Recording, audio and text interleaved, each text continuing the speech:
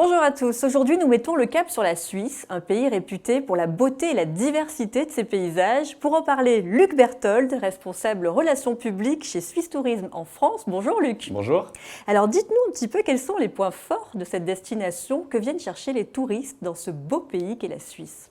La Suisse, c'est petit, c'est un petit territoire, mais c'est très riche en diversité géographique notamment. On pense tout de suite aux Alpes, mais il y a aussi les montagnes du Jura, le plateau suisse avec toutes ces villes, ces lacs.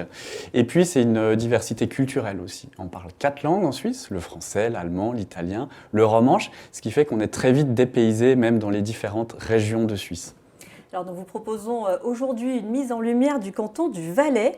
Alors, Luc, au cœur de cet univers très alpin, le Valais se distingue comme l'une des régions les plus marquantes sur le plan paysager, un point fort pour les amoureux de la nature, on peut le dire. C'est clair, le Valais, c'est un peu la région emblématique de la Suisse. C'est l'image qu'on a de la Suisse à l'extérieur, c'est les montagnes. C'est vraiment les hautes montagnes, puisqu'on a énormément de sommets de plus de 4000 mètres. Et puis, c'est aussi les chalets, c'est l'authenticité, c'est la raclette. Et puis, évidemment, pour les amoureux de la nature, c'est une diversité d'activités inimaginable. Donc, on peut vraiment faire tout ce qu'on veut. Merci beaucoup Luc. Pour en apprendre un peu plus sur cette destination, je vous propose de retrouver Émilie Morard, responsable des marchés Europe à Valais Promotion. Bonjour Alexandra. Alors dites-nous, selon vous, pourquoi le Valais devrait retenir l'attention d'un agent de tourisme français ? Alors selon moi, le Valais devrait retenir l'attention des agents de tourisme français pour 5 raisons. La première, c'est de par sa proximité, parce qu'il faut plus ou moins 6 heures en train pour y arriver, donc très facile. Pour le climat, on est connu pour avoir un climat sec, avec plus de 300 jours de soleil par année, donc plutôt agréable pour tout ce qui est activité outdoor. Pour sa gastronomie aussi, parce qu'on partage une frontière avec l'Italie, mais aussi la France, donc on a ce même côté bon vivant, donc le plaisir se retrouve aussi autour de la table. Aussi parce que ça coche la case du patrimoine mondial de l'UNESCO. On a un site, donc ça coche cette case de la culture. Et puis finalement, je dirais parce qu'il y a un lien avec le sud qui nous rapproche, c'est celui du Rhône. Le Rhône prend sa source en Valais, donc il y a de quoi le suivre pour arriver jusqu'à la Méditerranée. Plein de bonnes raisons. Alors justement, pour parler des sites remarquables, on peut noter le domaine d'Aletsch Arena, classé au patrimoine mondial de l'UNESCO. Il s'agit du plus grand glacier des Alpes.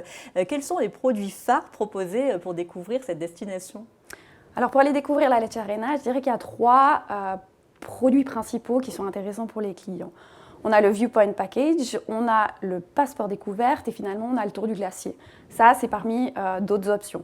Le Viewpoint Package, il va permettre au groupe d'aller combiner à la fois une excursion téléphérique avec un point de vue sur le glacier que vous avez dit, qui, comme vous l'avez dit, est le plus grand glacier des Alpes, et ensuite de s'asseoir à table avec un menu 3 plats.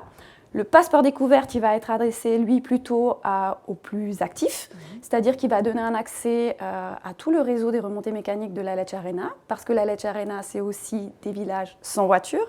Donc, grâce aux installations, on va pouvoir accéder aux chemins de randonnée et naviguer d'un village à l'autre. Et puis, finalement, le tour du glacier, lui, il va être pour une clientèle qui est beaucoup plus sportive. C'est, je dirais, l'expérience immersive pour aller sur le glacier. On part à la journée avec un guide de montagne. Il faut compter plus ou moins 6 heures. C'est à partir de 8 ans, donc accessible à tout le monde, moyennant bien évidemment le fait d'être sportif. Et à partir de là, vous partez pour aller marcher sur le glacier. Et on se retrouve sur ce mastodonte de glace, 20 km, donc il faut imaginer ce que ça peut représenter. Et on est vraiment dans cette immersion pour aller à la découverte de l'histoire et de ce qu'est un glacier. Une expérience extraordinaire, je n'en doute pas. Alors pour se déplacer en Valais, on a le train du Gornergrat Railway qui offre depuis plus de 125 ans une expérience exceptionnelle et une vue iconique sur le Cervin. Pourriez-vous nous présenter les différentes formules proposées, comme par exemple le Nostalchic ? Alors effectivement, vous l'avez dit, le Gornergrat Railway, c'est plus de 125 ans d'histoire. C'est aussi plus qu'une simple expérience en train avec vue panoramique, parce que d'une fois qu'on a pris ce train à crémaillère qui est le plus ancien de Suisse et qui était le premier chemin à crémaillère électrique. On arrive sur l'espace du Gornergrat et on peut faire différentes expériences. Vous l'avez nommé le nostalgique. Là, c'est faire un retour dans les années 60. Donc, on embarque à bord d'un wagon qui date de 1961 pour être précise. D'accord. Avec un guide aussi qui va tout au long du trajet nous conter l'histoire de ce qu'était le Gornergrat Railway. Et puis il y aura bien évidemment, on en a parlé tout à l'heure, une halle gastronomique. Et tout au long de la journée, ce guide va vous accompagner pour vous donner cette expérience unique. Et elle est unique aussi parce qu'elle est exclusive. À savoir que le nostalgique, c'est une fois par semaine, uniquement en été et en hiver. Donc les places sont chères, si je peux me permettre l'expression. J'imagine, il faut réserver bien en amont peut-être. Exactement, oui. Bon, Émilie, attardons-nous à présent sur Nanda, si vous le voulez bien. C'est un village situé au cœur des 4 vallées. Alors, au-delà du ski, vous proposez une expérience assez amusante intitulée Raquette Raclette. Présentez-nous cette combinaison entre activité nature et gastronomie valaisanne. Effectivement, du côté de Nanda, on propose une expérience, comme vous l'avez dit, raquette raclette. C'est comment revenir aux origines de la raclette aussi, parce qu'il ne faut pas l'oublier, le Valais, c'est l'origine de la raclette. Donc, vous imaginez Alexandra, fin de journée à Nanda, vous prenez vos raquettes en hiver, vous rejoignez votre guide, vous partez faire une randonnée et ensuite arrive le moment de manger la raclette. Bah oui, après le sport, le réconfort. Et ben voilà. Un peu ça. Et comment on l'a fait la raclette en Valais ? On l'a fait au feu de bois à l'origine. Donc, vous vous arrêtez avec votre guide et votre petit groupe. Le feu de bois est là et vous avez une raclette qui est vraiment faite et qui va avoir ses saveurs, justement, un petit peu fumées. Exactement, un peu fumées. Et vous allez pouvoir découvrir comment a été inventée la raclette finalement. Et ce n'est pas une activité, qu'on peut faire exclusivement en hiver. Il y a une déclinaison aussi sur la saison estivale. Là, on part à la rencontre des vaches d'airain.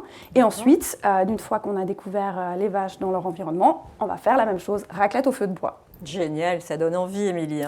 Alors, le canton du Valais, ces magnifiques espèces naturelles offrent aussi la possibilité de pratiquer de nombreuses activités outdoor qui permettent de sortir des sentiers battus.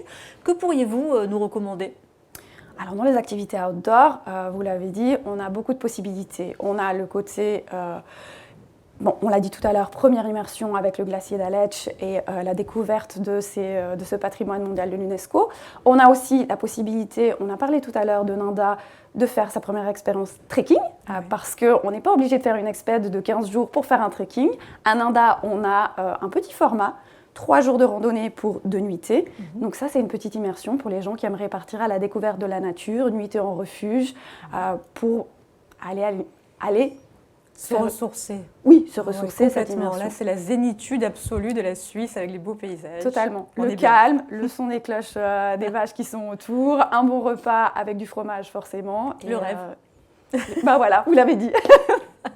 Alors, pour un tour opérateur ou un agent qui regarderait cette vidéo et qui veut justement commercialiser ses destinations, quelle est la première étape pour travailler avec vous ? Alors, je dirais que la première étape et l'étape la plus simple pour travailler avec nous, c'est de contacter notre équipe Booking. Parce qu'en Valais, on a la Valais Matterhorn Region, qui est une entreprise qui commercialise toutes les expériences dont on a parlé tout à l'heure. Ce qui veut dire que pour une personne qui aimerait vendre ces expériences-là à ses clients, vous contactez notre équipe Booking, nos équipes, et à partir de là, on vous assiste et on vous accompagne dans tout le processus de réservation, d'offres et de suivi client après, si c'est nécessaire, une fois qu'ils sont sur place. Très bien, c'est noté. Alors nous avons beaucoup parlé des activités à pratiquer en pleine nature, puisque la Suisse s'y prête bien évidemment, mais les propositions culturelles et patrimoniales ne sont pas en reste en Valais. Quel site remarquable pourriez-vous nous conseiller ? Alors oui, effectivement, on a parlé de gastronomie, on a parlé de outdoor, mais on a aussi la culture qui s'invite en Valais. Parce que le Valais, avant tout, c'est déjà 2 langues, le français et l'allemand, ce qui montre déjà cette diversité culturelle. Donc après, dans les expériences qu'on va avoir, ça va passer de culture patrimoniale, comme par exemple du côté de Brigue, on a le château de Stockalper, qui reflète toute l'histoire qu'il y a au niveau de tout ce qui était à l'époque marchand, donc possibilité de visiter un château en format guidé. Mais on a aussi tout un volet qui a attrait à, par exemple, le Corps des Alpes du côté de Nanda. On peut faire une initiation. Donc, croyez-moi, Alexandra, sortir une note dans un Corps des Alpes, c'est beaucoup plus compliqué que ce qu'on peut l'imaginer. Mais c'est drôle, du coup, c'est comme très expérience. C'est très drôle. Sympa. Et pour les clients, ça amène aussi ce petit côté immersion, tradition qui fait qu'on revient en Aux se sources. vantant ou pas. Bah oui. Alors le Valais offre aussi une expérience œnotouristique intéressante et pourtant méconnue du grand public. Eh bien oui, le Valais, c'est aussi des expériences méconnues comme l'expérience vin, parce que le Valais, c'est la plus grande région viticole de Suisse. D'accord. Alors on est sur des volumes qui sont très petits peut-être pour les Français. En étant les plus grands, on a 5000 hectares, donc ça vous donne une idée de la taille de notre domaine. Mais la qualité n'est pas en reste. Exactement. On a quand même des vins et des caves qui sont classés au Parker. Donc ça laisse sous-entendre la qualité des vins qui sont faits. C'est des domaines pour une partie familiaux.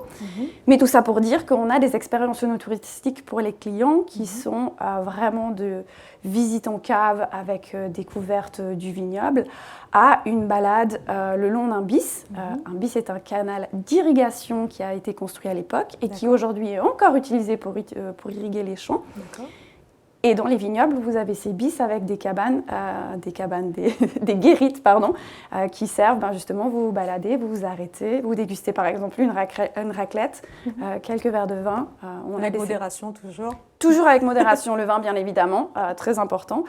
Et ça peut aller d'une expérience de 2 heures à une expérience d'une journée, voire plus, parce qu'on a même le chemin du vignoble qui est une expérience sur plusieurs jours, donc avec des nuitées et tout un circuit qui traverse une partie du Valais. Génial, merci beaucoup Émilie pour cette présentation du Valais qui nous a donné bien envie. Moi je vous donne rendez-vous d'ici quelques jours pour parler de la région Jura et Trois-Lacs.